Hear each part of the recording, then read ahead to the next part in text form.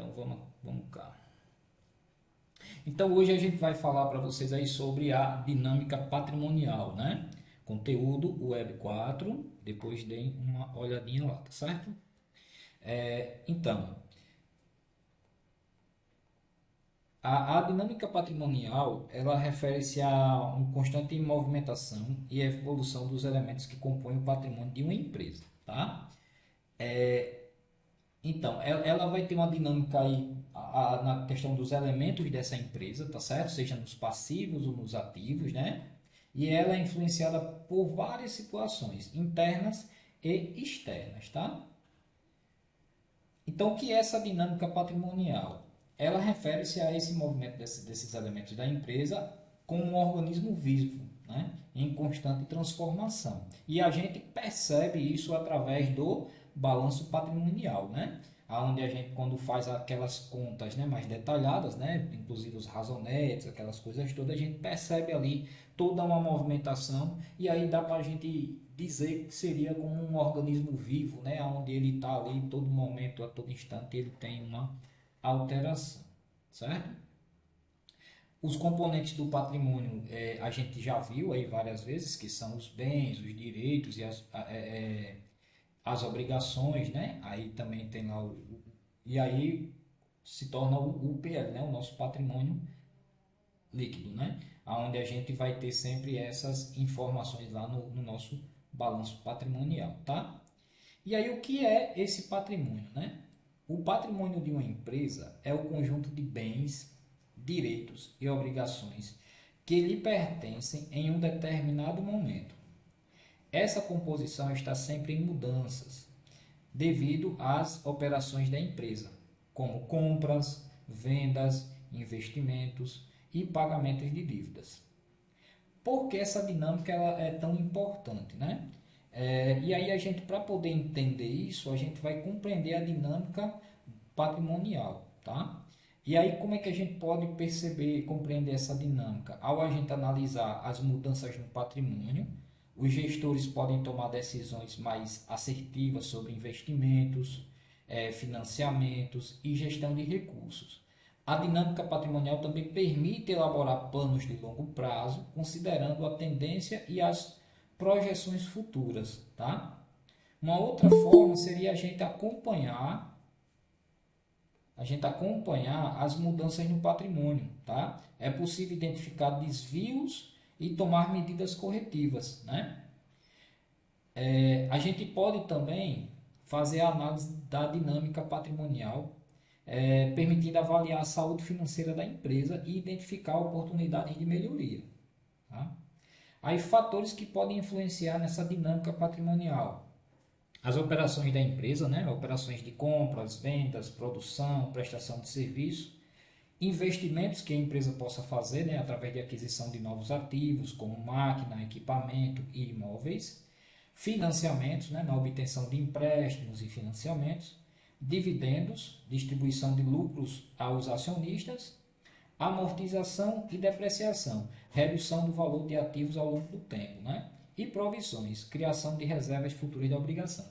Percebam que aqui a gente conseguiu relatar de certa forma tudo que a gente consegue fazer num balanço patrimonial, tá certo? E as suas declarações, né? Que a gente viu também, né? Onde a gente pode dar a DRE, a DLPA e assim por diante, né? Toda a estrutura de um balanço patrimonial. As mutações patrimoniais, né? Ou mudanças no patrimônio, tá? As mutações patrimoniais são alterações que ocorrem no patrimônio de uma empresa. Elas podem ser classificadas como permutativas, ou seja, não alteram o valor do patrimônio, apenas a sua composição, certo? Exemplo, troca de um veículo por outro, tá? Elas podem ser modificativas, alteram o valor total do patrimônio, aumentando ou diminuindo, tá? Um exemplo aí a gente pode citar a obtenção de um empréstimo, realização de lucros. Também tem a opção mistas, né? Que na verdade essa opção ela combina características das mutações permutativas e modificativas, tá? Pode ter esse ciclozinho aí, tá? Composição do patrimônio, né? Então, vou citar aqui algumas situações que fazem parte dessa composição do patrimônio, tá? Uma delas aqui, ó, a retenção de lucro do patrimônio líquido, sob a forma de reservas, né? A reserva de capital. A retenção de lucro é uma prática comum nas empresas, onde parte do lucro líquido é retida e direcionada para uma conta específica dentro do patrimônio líquido. Essa conta é denominada de reserva de lucros. Essa prática apresenta diversas vantagens para a empresa e seus acionistas. Por que se retém o lucro? Tá? Faz-se essa retenção para que aumente o patrimônio líquido da empresa, tornando-a mais sólida financeiramente, permite financiar projetos de expansão ou modernização sem necessidade de recorrer a empréstimos, tá? Garante o pagamento de dívidas em período de menor lucratividade e pode ser utilizada para compensar juros futuros, tá? Algumas empresas são obrigadas a construir determinada reserva por lei, tá? Então tem algumas empresas que são obrigadas a ter reserva de lucro, tá? Quais são esses tipos de reserva de lucros? Então, existem alguns diversos tipos de reservas e cada uma tem uma finalidade específica, tá?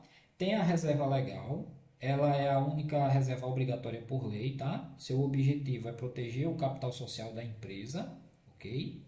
Reserva estatutária são criadas por determinação do Estatuto Social da empresa para fins específicos, como financiamento de investimento ou amortização de prejuízos. Reserva de contingências, destinadas a cobrir riscos e perdas futuras, como processo judicial ou variação cambiais. Reserva de retenção de lucro, utilizada para financiar investimento ou outros projetos específicos na empresa. E a reserva de lucro a realizar, destinada a compensar prejuízos futuros e garantir o pagamento de dividendos. Vocês vejam que essa reserva de lucro, na verdade, ela tem uma ferramenta, né? É uma ferramenta que as empresas utilizam para se resguardar de alguma situação ou para poder investir futuramente, né? Então, vejam que é uma ferramenta bem utilizada, né, no dia a dia. Só a primeira que a gente falou, que é a reserva legal, que é por obrigação, né? Então, as demais, mas eu creio que toda empresa séria e toda empresa que seja organizada de fato, ela vai ter sua reserva de lucro, né? Nós, como pessoas físicas, devemos ter essa reserva de lucro, né? Para que a gente possa ali, a gente pode denominar outras, ou dar outros nomes, né? Para essa reserva, mas a gente tem que ter para que a gente não pegue a gente de surpresa em certa situação, né? Então, contabilização da reserva de lucro, né? Como é feita essa contabilização lá no balanço patrimonial?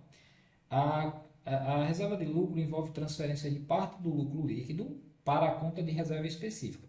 Exemplo, para construir, para construir a reserva legal, o seguinte lançamento contábil seria realizado. Pode falar, quem quiser falar aqui, viu? Andréa, Cristina. É, a parte aí da tela, ela tá estática, ela tem alguma coisa só. Não, não, aqui é porque é muito conteúdo mesmo para coisa Não, que não é, só tô perguntando por Sim, isso, sim, só. não, tá tranquilo, é isso mesmo, tá? Então, assim, essa contabilização é feita da seguinte forma. Aí agora, eu vou tirar aqui para vocês, para poder dar só uma demonstraçãozinha aqui de como está aqui no script. Deixa eu pegar aqui a área, para vocês verem como é que é feito esse lançamento aqui, tá? Então, olha só. O lançamento da conta, ó, ele é feito o quê? Lucros acumulados, ele é creditado e reserva legal é debitado, né? Aonde lucros acumulados ele vai sofrer uma alteração, né? Uma redução e reserva legal ele vai sofrer uma alteração, vai entrar recurso aqui, tá? Então esse seria o lançamento lá separadamente, tá certo? É só para vocês entenderem como é que a gente lança isso no balanço patrimonial. Aí vamos cá. A importância dessas reservas de lucro. A reserva de lucro desempenha papel fundamental na gestão financeira da empresa, né? Fortalecendo a estrutura de capital, tá? Pois ela aumenta o patrimônio líquido da empresa, tornando mais sólida financeiramente, proporcionando segurança, né? Pois vai garantir recursos para enfrentar situações adversas e investir em projetos de longo prazo. Também melhoram a capacidade de endividamento, né? As empresas com maiores reservas de lucro tendem a ter capacidade de obter mais crédito. E também a questão do aumento de confiança dos investidores, né? Ela demonstra a solidez da empresa e sua capacidade de gerar o valor no longo prazo, tá? Então, a decisão de reter lucros e constituir reserva deve ser tomada com base em uma análise cuidadosa, tá? Da situação financeira da empresa e de suas perspectivas futuras, né? É importante que a empresa tenha um planejamento claro para o uso desses recursos, garantindo que eles sejam aplicados de forma eficiente, tá? Aí nós temos aqui a distribuição dos dividendos, a qual a gente falou, né? Essa distribuição de dividendos é o processo pelo qual a empresa distribui uma parte de seu lucro aos seus acionistas. É uma forma de recompensar os investidores pelo capital investido na empresa e demonstra a saúde financeira da companhia. Quem fez lá o mini curso lá de investimento, né? A gente falou disso aqui quando a gente relatou lá, quando a gente investe num fundo imobiliário, por exemplo, e a gente recebe lá aquela partezinha da locação, né? Então, é uma distribuição de dividendos ali, né? Onde a gente vai estar recebendo mês a mês um valor onde nós demos a confiança à empresa, né? E depositamos o nosso dinheiro lá, certo? Então, essa distribuição de lucros, ela essa distribuição, né, de lucros aí, de dividendos, ela funciona através da apuração do lucro, né? A empresa apura o lucro líquido do exercício após deduzir todos os custos, despesas e impostos.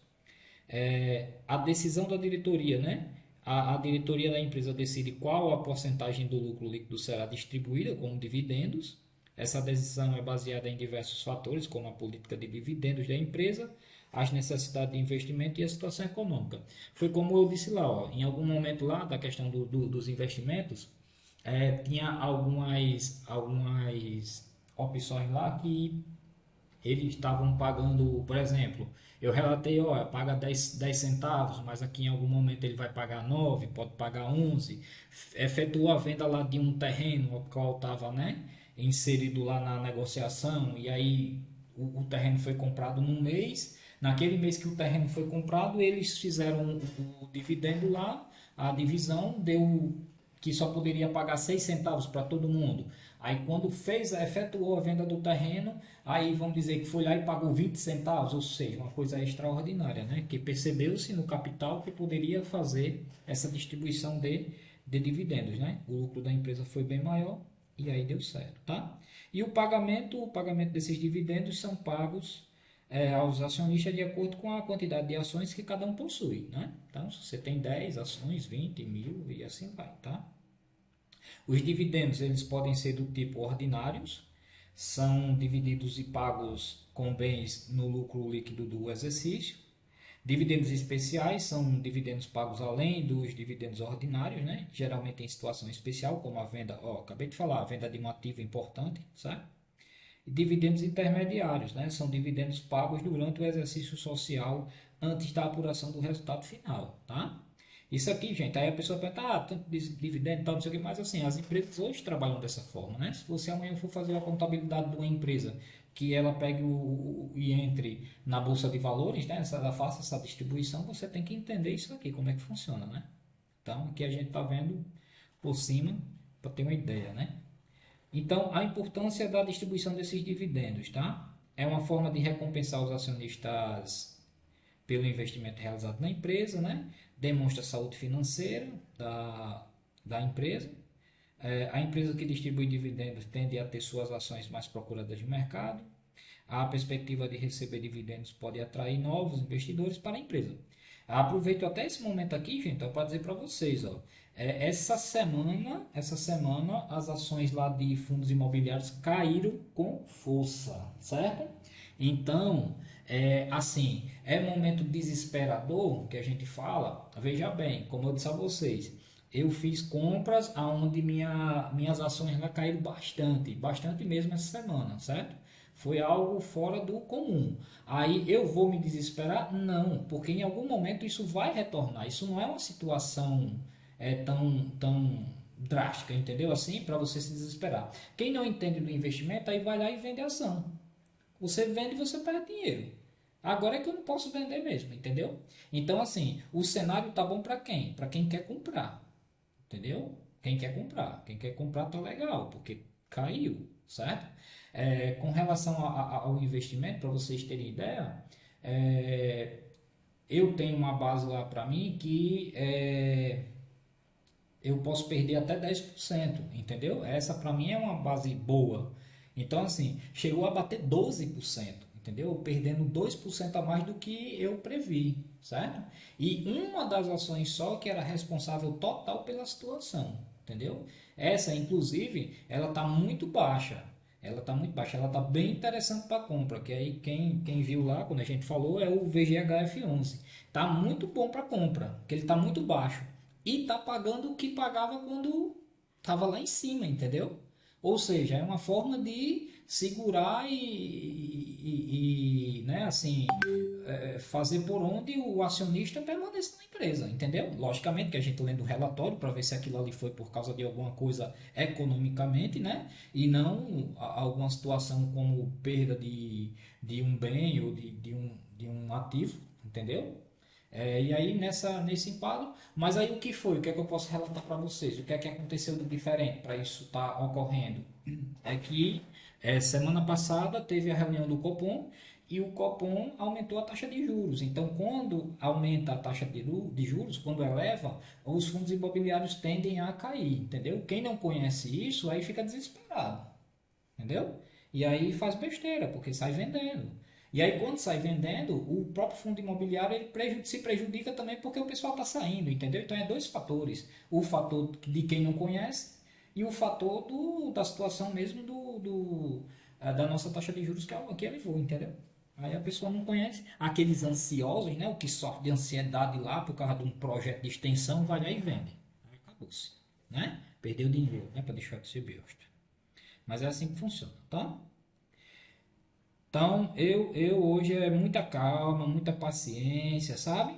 Digo muito, a gente não pode tomar decisão sem ter é, ao lado da paciência, entendeu? Você tem que ter paciência, porque se você não tiver, você se quebra.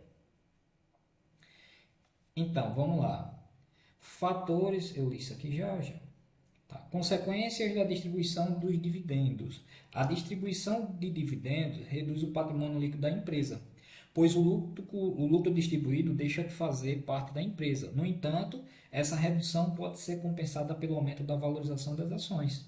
Caso os investidores vejam a distribuição de dividendos como um sinal positivo, tá? Aí, ó, reforçando aqui, o que é que acontece? Aí vocês perguntam, mas a empresa lá não tá tendo uma queda, né? Não está tendo uma desvalorização na sua ação, por que ele está conseguindo ainda pagar esse valor? Porque a empresa tem uma competência, tem uma contabilidade bem feita, é, tem uma contabilidade bem feita, que ela fez o quê? Ela fez uma reserva de lucro, né? Então, se ela tem a reserva de lucro, ela vai até onde der, ela vai continuar pagando o valor que é dos dividendos, até chegar um momento que, se a economia não melhorar, ela vai, através de relatório, né, dizer lá para a gente, olha, infelizmente a situação econômica não mudou, nós não vamos conseguir esse mês pagar os dividendos no valor de, vamos dizer, essa daí me paga através de 9 centavos. Ela vai dizer, não vamos conseguir pagar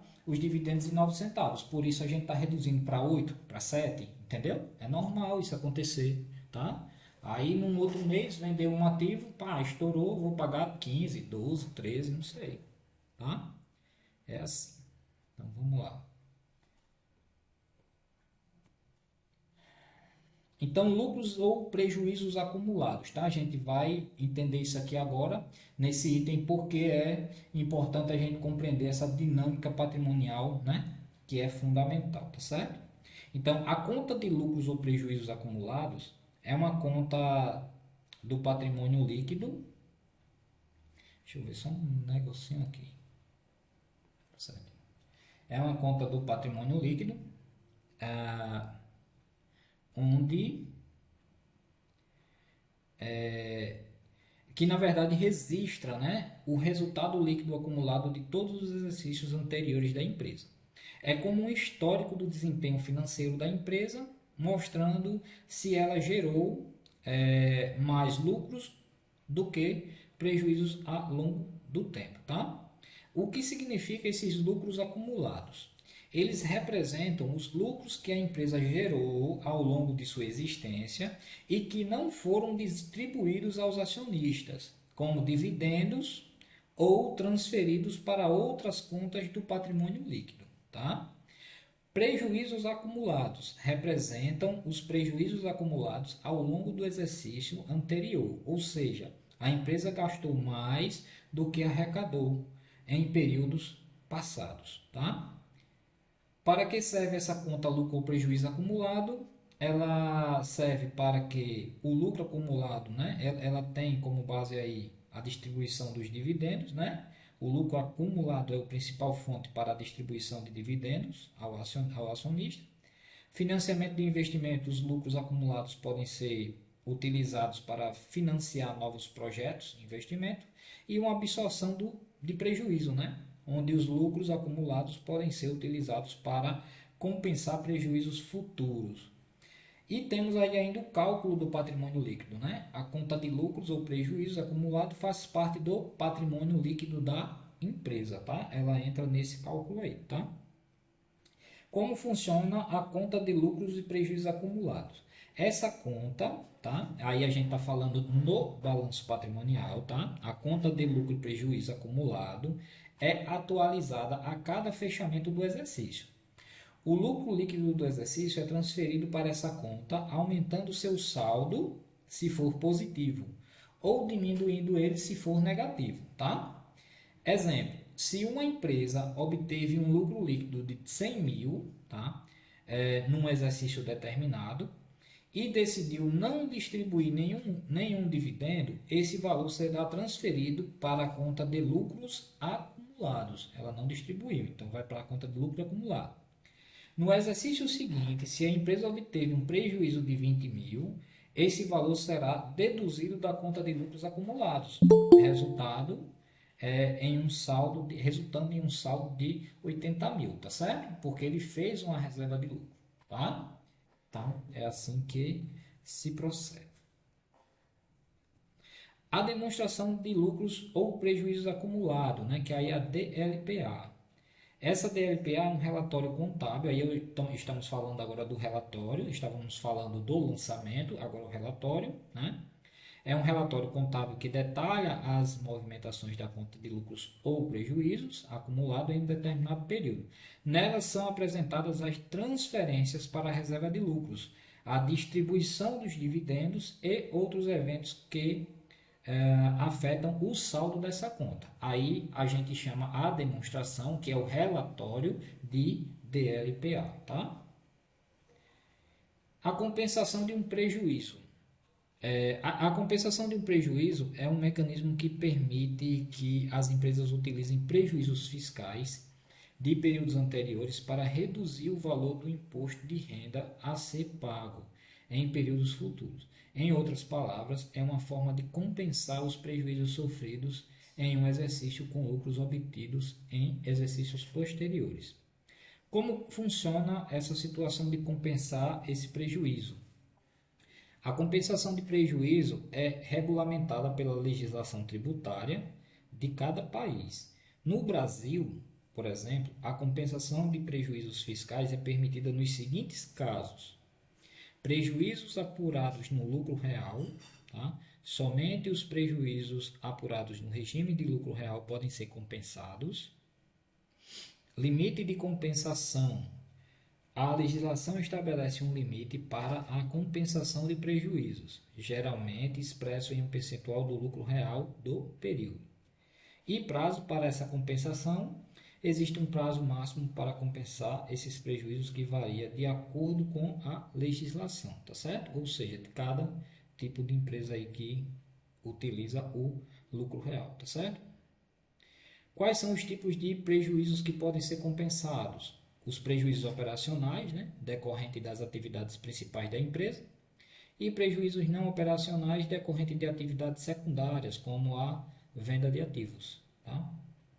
Qual é o benefício dessa compensação de prejuízo? É a redução da carga tributária, né? Como mencionado, a principal vantagem é a redução do imposto de renda a ser pago.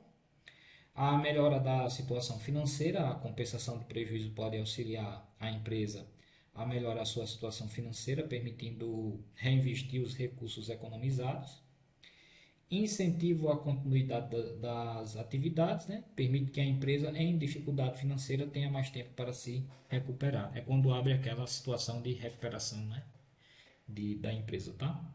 A gente viu aí quando a gente estudou a disciplina passada de legislação tributária, né?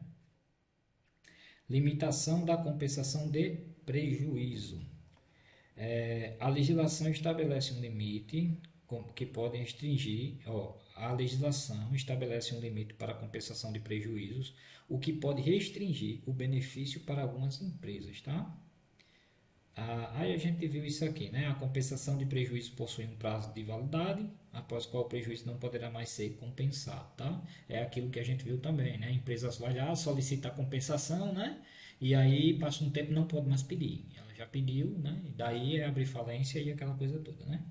A compensação de prejuízo está sujeita a diversas exigências legais, como a manutenção da escrituração contábil e a apresentação da declaração do imposto de renda, tá? Existe aqui uma LPA em pequenas e médias empresas, né, que é o lucro por ação, tá?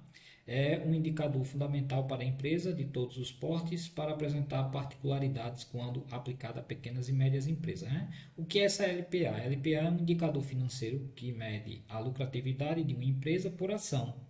Ela é calculada dividindo o lucro líquido da empresa pelo número total de ações em circulação, né? A fórmula da LPA é o lucro líquido, LPA é igual ao lucro líquido dividido pelo número total de ações, tá? A LPA é uma ferramenta para essas pequenas e médias empresas, né? Ela ao compreender o significado dela, né? Os gestores e investidores podem tomar decisão estratégica aí a partir dela, tá? Demonstrações dos lucros ou prejuízos acumulados. A gente falou sobre isso agora há pouco ali, a gente falou basicamente, e agora a gente vai adentrar um pouquinho mais a DLPA, tá?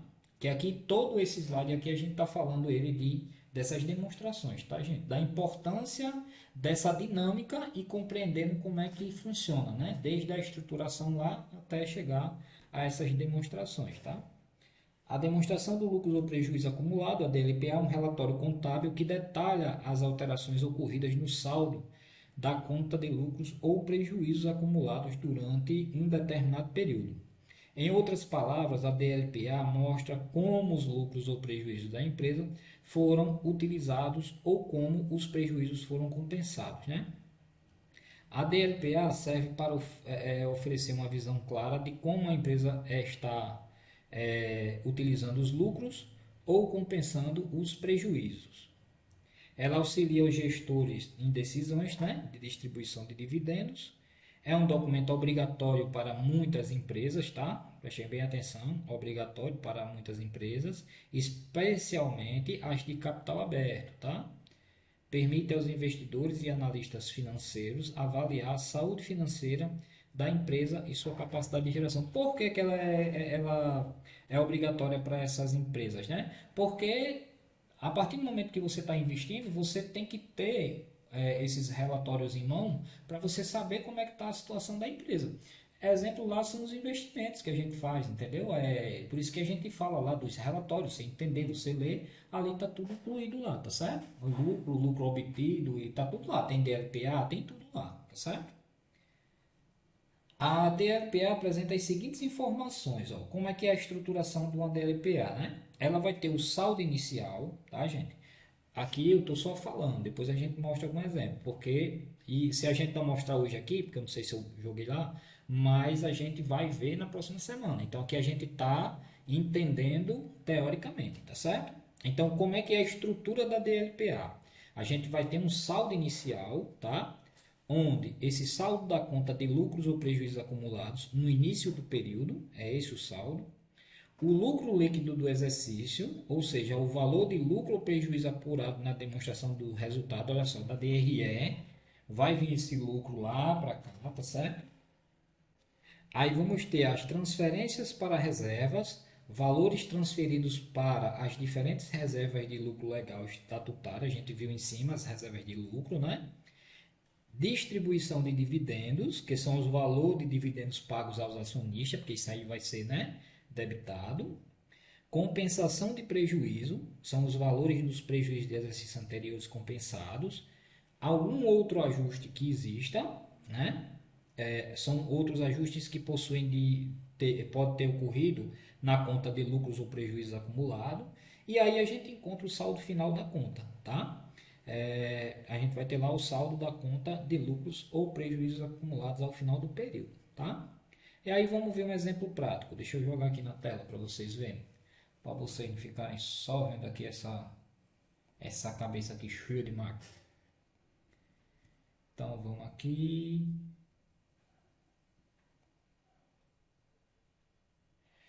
Deixa eu passar aqui para a gente ver um exemplo prático.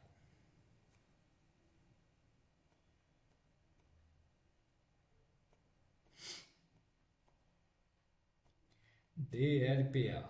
Então tá aqui, ó. Exemplo prático. Imagine que uma empresa obteve um lucro líquido de 100 mil em determinado exercício. A empresa definiu transferir 20% do lucro para a reserva legal. Olha só, funcionando aqui a reserva legal, certo? E distribuir 50% do lucro como dividendos, tá? A DLPA dessa empresa seria a seguinte: aqui está a DLPA. Você teria aqui a descrição do item, né, o valor, então começaria lá, como eu disse para vocês, ó, saldo inicial 50 mil, lucro líquido do exercício 100 mil, tá aqui, ó. Esse saldo aqui veio de onde? É um saldo quando a empresa iniciou. Lembra lá o capital inicial? A empresa começou. O meu capital inicial, o capital dos investidores está aqui, 50 mil, tá? Lucro líquido do exercício 100 mil, tá aqui. Aí, transferência para a reserva legal foi um valor de 20%, de 20 mil, né? Porque, ó, 20% de 100 mil, 20 mil. Distribuição de dividendos, 50%. De quanto? Dos 100 mil, 50 mil. E aí a gente vai fazer aqui o saldo final. O saldo final ficou o quê? Em 80 mil. Por que 80 mil? Porque ele vai pegar aqui, ó. Ele tirou aqui a porcentagem dos 100 mil aqui também, né? Mas aí na hora que ele foi calcular, ó, soma o saldo inicial mais o lucro líquido, menos a transferência de reserva legal, menos distribuição de dividendo, 80 mil seria o saldo final da DLPA, certo? Deu para compreender um pouquinho melhor? Okay.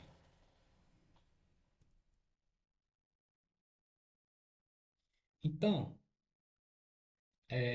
continuando aqui, né?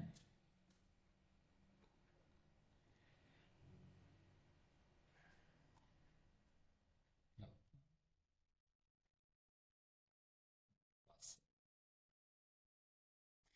plano de contas. A estrutura contábil, né? O plano de contas é um investimento fundamental. Meu Deus, caiu aqui mesmo. O plano de contas. Joguei o celular lá embaixo. Plano de contas ele, ele é um instrumento fundamental na contabilidade. Ele organiza de forma sistemática todas as contas de uma empresa, servindo como base para o registro das transações financeiras e as elaborações das demonstrações contábeis. O que é esse plano de contas? Imagine um armário com diversas gavetas, né? Cada gaveta representa uma conta contábil, certo? onde são armazenadas informações sobre um determinado item do patrimônio da empresa, como caixa, bancos, clientes, fornecedores.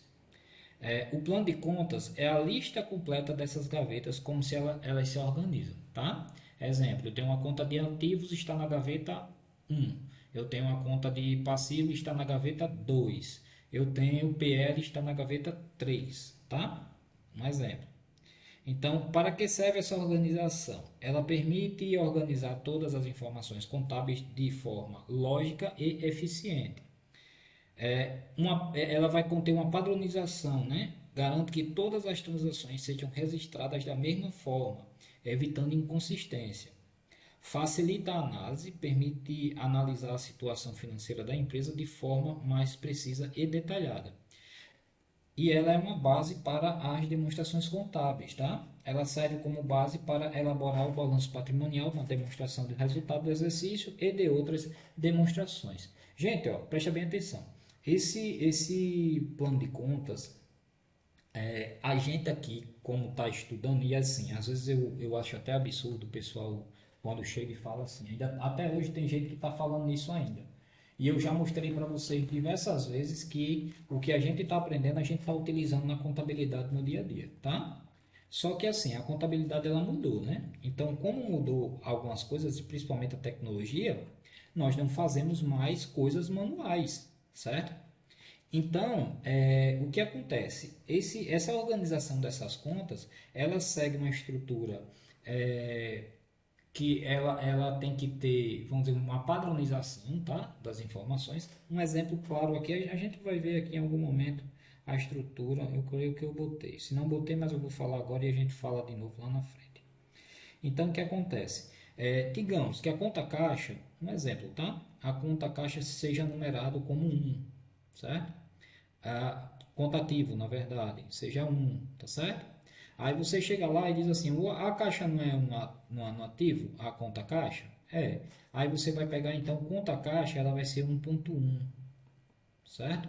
Conta caixa. Outro ativo, vamos lá, clientes, então 1.2, clientes, certo? E assim você vai numerando, né? E aí vamos dizer, pronto, eu não numerei clientes, clientes eu numerei como o item 1.2. Só que aí eu tenho cliente A, cliente B, cliente C. Então o que é que vai acontecer? Não focou como 1.2, então o cliente A vai ser o 1.2.1. O cliente B vai ser 1.2.2 e assim vai, tá certo? Isso aqui é o plano de contas que é feito. Aí você, no dia a dia, o pessoal abre a boca assim para dizer assim: a gente não está vendo nada do que faz. Por quê? Porque hoje tem sistema de informação que faz isso, tá? Você entra lá e você só faz numerar, só faz colocar o nome da conta, mas o sistema por trás ele está fazendo a numeração e está fazendo a padronização. E aí quando a gente faz até mesmo a transferência de um banco de dados de uma empresa para outra, a própria contabilidade lá, ela já puxa a informação e já fica tudo certinho, né? Sem nenhum problema, porque teve uma padronização, ela usa as mesmas contas, né? Então isso aí é feito pelos sistemas que a gente tem hoje, tá? Não é o pessoal quiser fazer na mão, né? Faz. É só pegar lá e fazer, chegar na empresa e dizer, não, vamos fazer na mão porque eu aprendi assim na faculdade e tem que ser assim. Só que a gente está aprendendo aqui teoricamente como é que funciona por trás daquilo ali, né? Como é que funciona um sistema contábil, tá? Slide 12, vamos para cá. A estrutura do plano de contas. Então vamos. O plano de contas é dividido em grupos de contas que representam diferentes elementos patrimoniais. Como exemplos são os ativos, né, que a gente já vem vendo aí há dias, bens, direitos da empresa, né, caixa, banco, estoque, imóveis. Passivo, obrigações da empresa com terceiro, né, fornecedor, empréstimo e assim por diante. Patrimônio líquido, que representa o patrimônio dos proprietários da empresa, né, o capital, reserva e lucro acumulado. Aí temos aí receitas e temos despesas, tá? Que são contas também que entram aí, tá certo? A criação de um plano de conta deve levar em consideração a, a natureza do negócio, tá? Ele deve ser adaptado, né, com as especificidades de cada empresa, o tamanho da empresa, né? saber uma coisa mais robusta ou não, tá? A legislação, né? O plano de contas deve seguir as normas contábeis vigentes. E aí o software contábil, né? Onde é utilizado pela empresa para... E aí pode influenciar a estrutura do plano de contas, né? São esses os itens da estrutura. Exemplo de um plano de contas simplificado, tá? Aqui ele está mais reduzido. Aqui vocês podem ter aí como exemplo o ativo, né? Ativo circulante, ó, a conta caixa, tá? O grupo, né? O grupo ativo circulante, a conta é a conta caixa e a descrição, dinheiro em caixa. Passivo circulante, os fornecedores, né? E como exemplo, contas a pagar. Eu tenho ainda aqui o patrimônio líquido como exemplo, né? Seria o que? A conta seria o capital social, tá? E a descrição seria o valor investido pelos sócios. A conta receita, né? O grupo receita seria a conta vendas, por exemplo, e seria aí, poderia descrever como receita com a venda de produto, né? O grupo despesa, poderia citar lá salários e a descrição despesa com os salários dos funcionários, tá? Vamos cá. Usuários contábeis, né?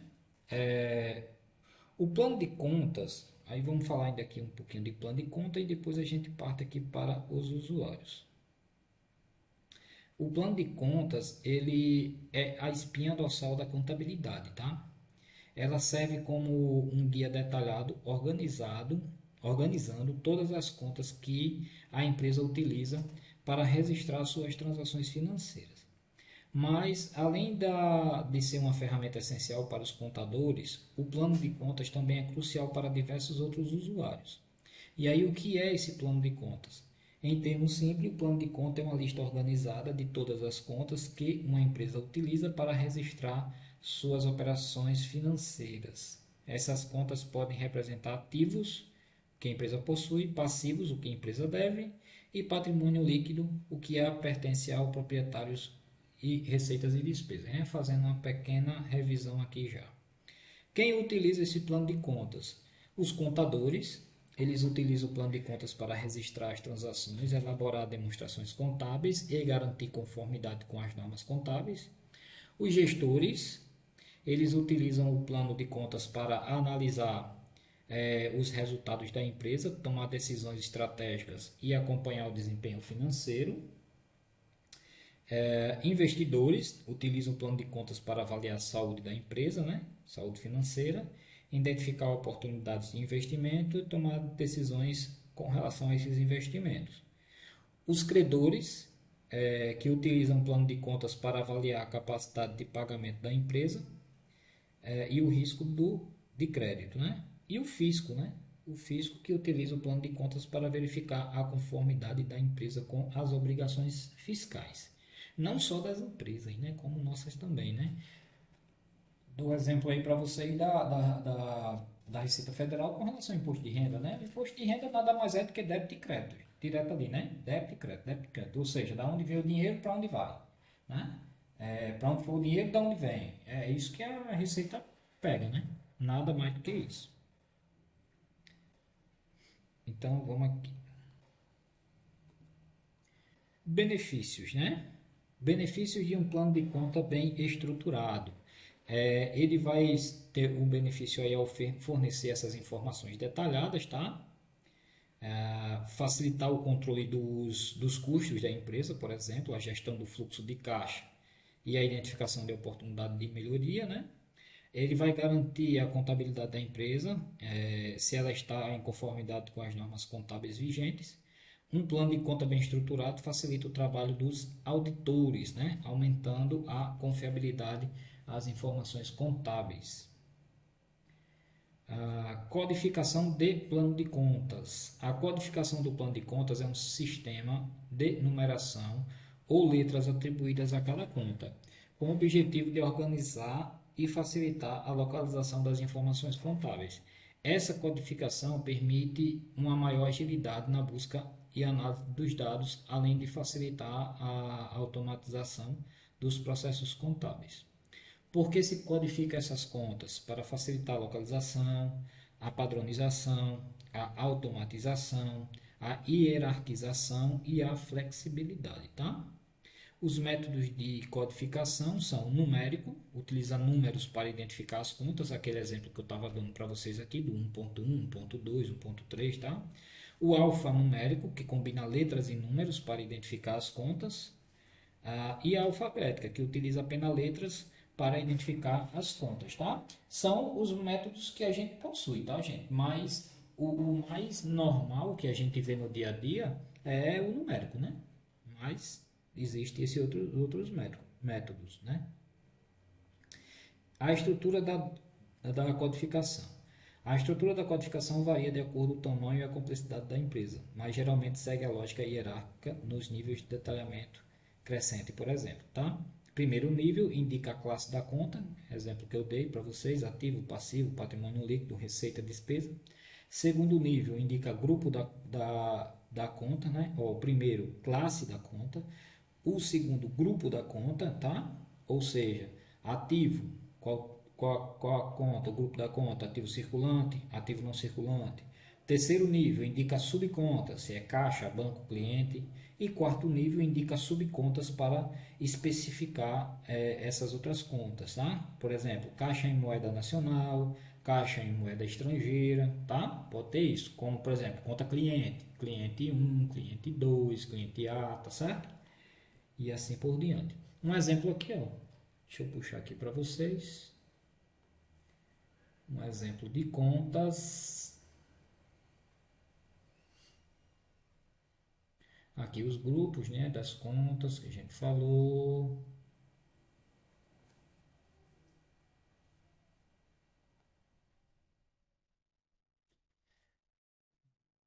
Aqui, ó. Tá vendo?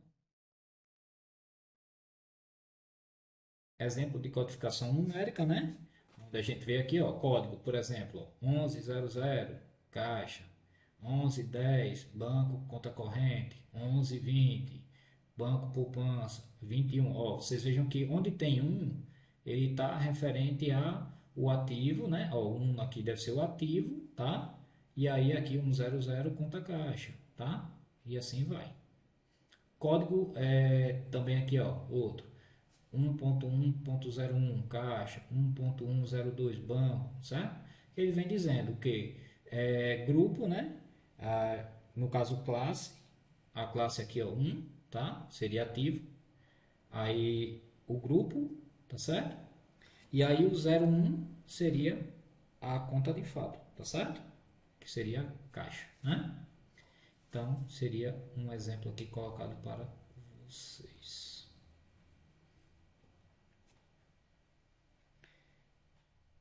Então, o benefício dessas codificações, a gente já falou, né, que é a agilidade na busca da informação, a padronização, a facilidade de gerar relatório e a integração com o sistema. A codificação do plano de contas é uma etapa que é fundamental nas organizações, tá? Da contabilidade de uma empresa. Ao adotar as codificações eficientes, a empresa garante a precisão, confiabilidade e agilidade das informações contábeis, facilitando a tomada de decisão e o cumprimento das obrigações legais, tá? Aí a adequação do plano de contas a novas atividades, né? Porque assim, como a gente viu que a contabilidade, o balanço, né? E aí se o balanço ele se modifica, o plano de contas também, já que a gente falou que é um organismo vivo, né? Aí existe essa necessidade de às vezes de alguma adequação, tá? A necessidade de adaptar o plano de contas surge quando uma empresa diversifica suas atividades, adquire novas empresas ou simplesmente evolui em seu negócio. Essa adaptação é crucial para garantir que a contabilidade reflita com precisão a nova realidade da empresa e permita uma análise financeira mais completa. Ah, Aí, por que da importância do plano de contas, né? A precisão das informações, as tomadas de decisões, o cumprimento das normas contábeis e a facilidade da análise, né? E como se vai fazer essa adaptação? É feita uma análise da nova atividade, identifica a nova atividade da conta que será necessário para registrar a transação relacionada à nova atividade. É feita uma revisão da estrutura atual, né? avalia se a estrutura do plano de contas é suficiente para abranger a nova atividade ou se vai ter que acrescentar algo. É feita a criação da nova conta, né, para classificar a transação relacionada às novas atividades, seguindo a mesma lógica da estrutura existente. A atualização da descrição das contas atualiza a descrição da conta existente para refletir a nova atividade.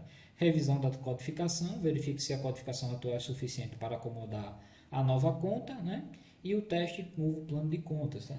Faz-se a simulação de algumas transações para verificar se o novo plano de conta é suficiente e está funcionando corretamente. Isso aí nada mais é do seguinte, gente, é assim. Eu tenho lá o plano de contas já montado. Aí chega o que? Um exemplo simples e fácil, né? Chega um novo cliente. Aí eu já tenho o plano de contas montado. Ah, chegou um novo cliente. Então esse cliente vai entrar onde? Ativo, né? Vamos na classe ativo, tá? Qual o tipo de classe? Depois subgrupo, né? Ativo circulante, por exemplo, ou ativo não circulante, né? Vai cadastrar ele lá e vai colocar lá a denominação do cliente, número tal, na conta cliente. Né? É um exemplo de uma coisa que já tinha feito. Mas vamos dizer que a gente não tinha, deixa eu citar aqui, digamos que eu não tinha a conta estoque, certo? E aí lá no meu plano de contas não tem aqui estoque, então eu vou verificar primeiro o meu plano de contas, né? Isso aí é muito interessante para assim, a gente está chegando numa empresa, eu tenho que analisar se o plano de contas da empresa está tudo certinho, se vai abranger lá o que eu estou necessitando, tá? Livros contábeis, né, gente? Agora a gente vai partir para uma outra situação, tá? São os livros contábeis, né? Os livros contábeis são registros obrigatórios onde são lançados todas as operações financeiras de uma empresa. Eles servem como um histórico das transações, permitindo acompanhar a evolução patrimonial. Gera informação para a tomada de decisão e atende exigências legais. Tá? Quais são os tipos de livros contábeis que nós temos? Nós temos o livro diário, que é um livro principal onde são registradas cronologicamente todos os fatos contábeis, né? Seguindo o método das partidas dobradas, né? Já vimos sobre isso. O livro Razão. Neste livro, as informações do livro diário são transferidas para contas específicas, permitindo acompanhar o saldo de cada conta individualmente. Livro Caixa é utilizado para registrar as entradas e saídas de dinheiro em caixa ou em bancos. Livro de Inventário é utilizado para registrar os bens e direitos da empresa em um determinado momento.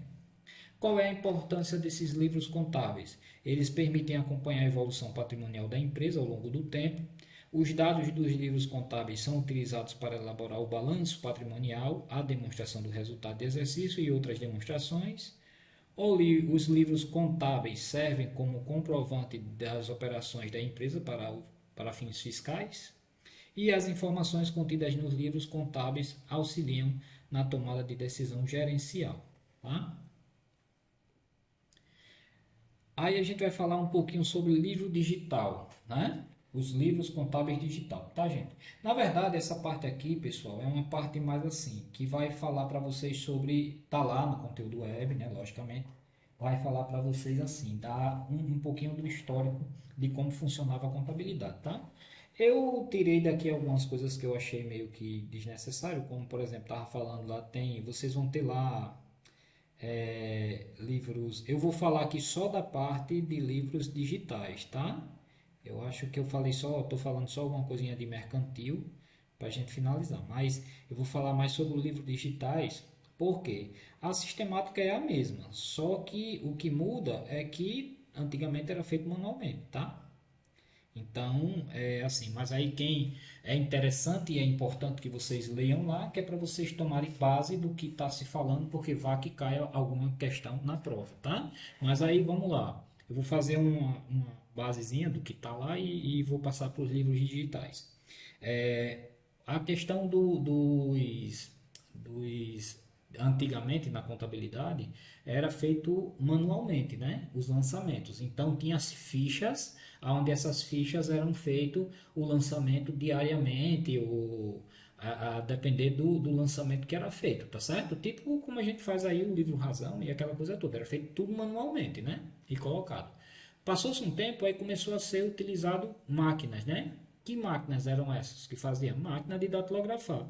E aí tinha aquelas fichas que eram tríplice, né? Não sei se vocês lembram, ainda se pega algumas fichas dessa por aí, tá quase mais em desuso, mas ainda se pega. Aonde ela tinha três vias, né? E tinha um carbono e aquela coisa toda, né? E você ali quando fazia já transferia para outras situações, tá? Mais ou menos aqui, ok? E aí é assim, falando um pouquinho historicamente de como se era a contabilidade, tá? E a mudança que foi feita hoje, né? E a contabilidade ela passou a deixar de ser uma coisa mais manual, de atividade, vamos dizer, de lançamento diário, que ainda continua tendo os lançamentos, lógico, mas eu digo assim, hoje o lançamento é feito automatizado, né? Muita coisa é automatizada, então deixou-se de ter aquele tempo ali que era aprendido lá para o contador. O camarada tinha o nome de contador, mas ele fazia só, ele ia para a empresa e, digamos assim, nota não, que nota ainda até hoje ainda é lançada, mas vamos dar um exemplo aqui. É tipo, sei lá, uma entrada em estoque. O camarada ficava só dando entrada em estoque o dia todinho. Entrada e saída no estoque, entrada e saída no estoque, entrada e saída no estoque. Pronto, isso é um exemplo claro. Você hoje uma entrada e saída de estoque é feito como? Todos os sistemas você vai lá, fez a venda, já sai do estoque, já sai da página da web, já sai tudo, né? Assim que funciona, né? Então, é isso, tá? Então, vamos lá. O livro diário, eu acho que eu li isso aqui já para vocês, né? É o livro principal. Aí temos outros livros, que são os livros de prestação de serviço, livro de registro de produção, tá? Escrituração contábil.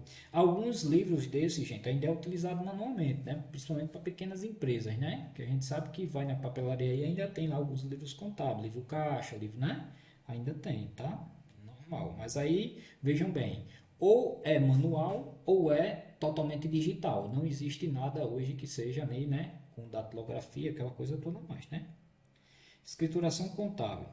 A legislação brasileira permite a escrituração contábil digital, ou seja, os livros contábeis podem ser mantidos em formato eletrônico. Essa modalidade oferece diversas vantagens, né? A legislação e livros contábeis. A legislação brasileira estabeleceu algumas normas para a escrituração contábil. É importante que as empresas sigam essas normas para evitar problema com a fiscalização e garantir confiabilidade nas informações contábeis, né? Aquela questão da padronização, né? Aí vamos falar um pouquinho sobre o livro diário. O livro diário é o registro mais básico, fundamental da contabilidade. Serve como um diário de bordo, né? Todas as transações financeiras de uma empresa registrado em ordem cronológica. É como um diário onde se anota tudo o que acontece com o dinheiro da empresa. Para que serve o livro diário? Para tomada para todas as transações, né? Todas as transações registradas na ordem que ocorrem. As informações do livro diário são transferidas para outros livros. Os dados do livro diário são base para a elaboração das demonstrações contábeis, tá? E o livro diário é um documento fiscal que é importante e deve ser mantido de acordo com as exigências legais. Como exemplo aqui, ó, de como funciona o livro diário, né? É feito o lançamento através da data, né? A data de ocorrência da transação, a conta de débito, né? Conta que recebe o valor, a conta de crédito, conta que cede o valor da transação e a descrição. Trazendo para a gente, né? No exercício, quando o professor coloca lá aquela lista, né, de lançamentos que são feitos, é isso aqui, pô. O livro diário é isso, tá certo? Compra, débito de tantas máquinas. Aí você já sabe que você vai o quê? Debitar máquinas, né? Ou, sei lá, equipamentos, né? A conta, você vai ver a conta e você vai creditar uma outra. Pode ser caixa, pode ser banco, da onde veio o dinheiro, tá certo? Então, esse livro é chamado o livro diário, é o passo a passo, tá certo? Bota isso na cabeça. O exemplo de um lançamento de livro diário aqui, né, no passo a passo, é feito a inserção da data, né, por exemplo, dia 1 de 1 de 2024, conta debitada, conta de equipamento, conta creditada, conta caixa, valor 5 mil, por exemplo, compra de um computador à vista, né? Aí o livro diário digital, com o avanço da tecnologia, a maioria das empresas utiliza software de contabilidade para registrar essas transações. Esse software automatiza o processo da escrituração, gerando o livro diário de forma eletrônica, tá? Então, é feita uma compra, o pessoal da contabilidade, do financeiro lá, vai lá e lança, faz o lançamento, o próprio lançamento lá já leva para o livro Razão, né? Livro Razão, né? Vamos para ele agora. Então, entendemos o primeiro, que isso aí a gente vai fazer nos exercícios, viu, gente? Passo a passo, né? Livro diário, livro Razão. O livro Razão é um dos livros contábeis mais importantes, pois ele oferece uma visão individualizada de cada conta contábil, enquanto o livro diário registra todas as transações em ordem cronológica, o livro Razão agrupa essas transações por conta, permitindo acompanhar a evolução do saldo de cada uma delas, tá? A função dela é agrupar as transações por conta, facilitando a consulta e análise, permite acompanhar o histórico de cada conta, identificando aumentos e diminuições. Os saldos das contas do livro Razão são utilizados para elaborar o balanço patrimonial, tá? Como funciona no passo a passo, o livro Razão, ele é composto por várias páginas, cada uma correspondendo a uma conta contábil. Para cada transação registrada no livro diário, o valor transferido para a conta corresponde ao livro Razão, né?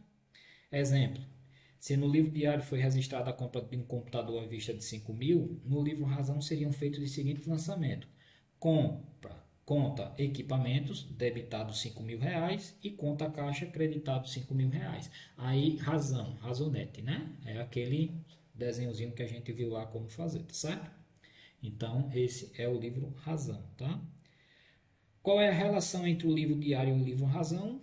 O livro diário e o livro Razão estão interligados. O livro diário registra todas as transações, enquanto o livro Razão agrupa essas transações, tá? Tipo de livro Razão, aí temos 3 tipos, tá, gente? A gente tem o costume de ver aquele do razonete, mas o livro Razão ele pode ser um livro Razão em T, em forma mais tradicional, onde toda a conta é representada por um T, né? A gente faz lá o desenho, com débito do lado esquerdo, crédito do lado direito. Livro Razão em colunas, as informações são apresentadas em colunas, facilitando a visualização dos dados. O livro Razão eletrônico, né, utilizado em sistemas contábeis automatizados, oferece maior agilidade. Por isso que a gente não vê mais isso, né, no passo a passo, por causa dos sistemas, né?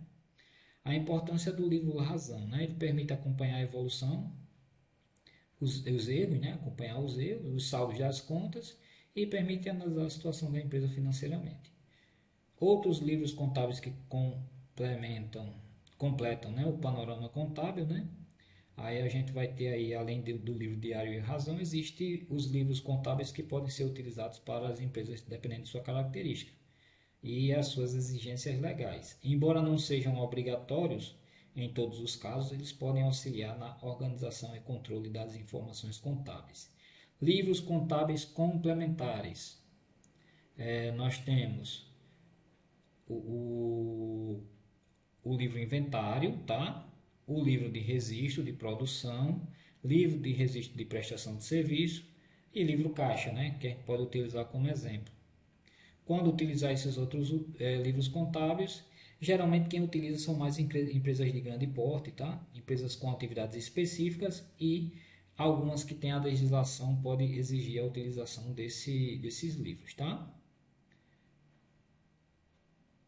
Ó, sistemas contábeis, gente, aí existem vários sistemas contábeis, tá certo? Aí a gente vai passando isso daqui para a gente finalizar, tá certo? Existem vários tipos de sistemas contábeis hoje em dia, né? Tem várias empresas aí que fornecem esses livros, tá? Ó, temos o livro diário, que a gente dá razão, livros contábeis complementares, sistemas contábeis de automação, sistemas contábeis manuais. E aí tem o registro mercantil, que isso aqui também é bem antiguinho, tá certo? Era feito também através de um mecanismo lá que fazia esse registro para que a gente possa encerrar, tá certo? Bom, a gente vai finalizar aqui por hoje, gente. Agradeço aí vocês terem permanecido. Infelizmente é aula muito teórica, tá certo? Não tem muito que a gente... Mas principalmente esse daqui, dá uma lida lá, deem uma assistida, principalmente nos vídeos. Se não gosta muito de ler, escute lá os vídeos lá do conteúdo que já dá certo, tá bom? Próxima semana a gente